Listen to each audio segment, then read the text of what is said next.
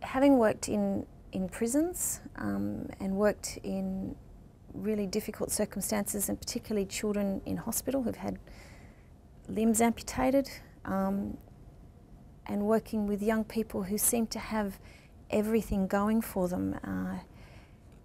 One of the things that I notice is those kids in both circumstances, there can be some that don't cope and there can be some that do cope. Some children have a lot going for them. Some young people have so much going for them and yet they still seem to fall through the cracks. Some kids have nothing going for them and they seem to bounce. And that's what is really, really interesting. And what I believe, and I think the donut answers for us, and I think this is a new wave of research that we've got, is that the donut actually says that those people who survive and thrive have 3 strong prevalent strengths. And when they have 3 strong prevalent strengths, what they have is that those strengths shine more than others, and often those strengths have been strengthened through adversity. So they may have, for those people who have everything going for them, they could have a whole lot of strengths and they may not have 3 prevalent ones, and they haven't been through adversity to test out which ones are the strongest. And so when they've gone through some adversity, it's then that they go, yes, I've done this before, and these were my 3 strengths that pulled me through before, and that's what made me strong.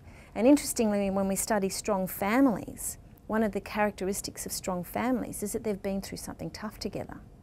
And when they've been through something tough together, they've actually had to utilise the very strengths within the families, and that's brought them closer. And it's the same for an individual. You go through something tough, you start pulling on the very things that you didn't realise you had going for you, but you do. You manage to pull them together, and you take it on board and you put it in your repertoire of what you can do again. So that's why, you know, and I look at the difference between those who've gone through really tough times and are really going through something hard.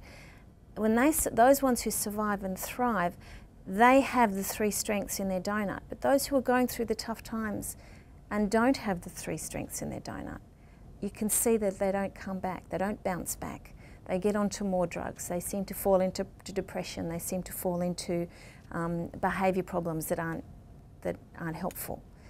And those young people who've got everything going for them, yet they fall into anxiety and depression, haven't had the chance, one, to test out their strengths in previous parts of their life, and 2, they haven't got the 3 prevalent strengths. They're able to take sort of so much for granted, but there isn't a real obvious 3 that they're able to pull on. So what is really interesting, and I think will be interesting in the next probably 10 years as we research more and more of the donut's effectiveness, is looking at how those 3 strengths come through. And if we can see those 3 strengths come through in both groups, those who've got everything going for them versus those who seem to have very little going for them. If we look at where the 3 strengths are, I really believe that the donut will show that those who've got 3 strengths going for them are the ones who's going to bounce